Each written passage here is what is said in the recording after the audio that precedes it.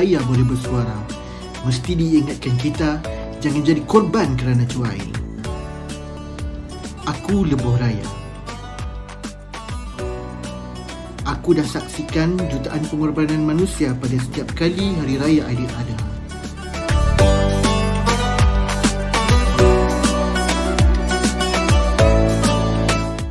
Tapi jangan jadikan aku tempat korban hanya kerana cuai.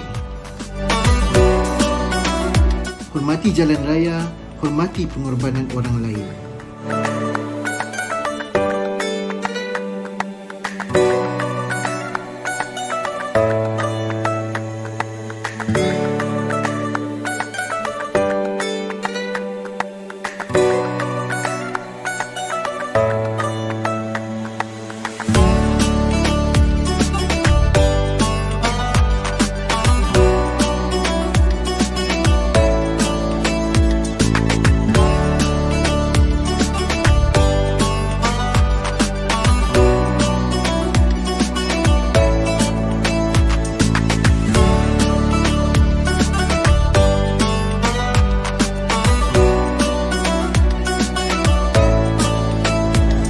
Lembaga Lebuh Raya Malaysia mengucapkan Selamat Hari Raya Aidiladha.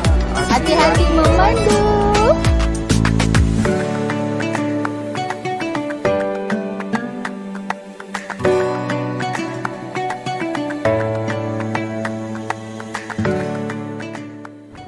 LLM mengucapkan Selamat Hari Raya Aidiladha, sayangi nyawa, hargai pengorbanan.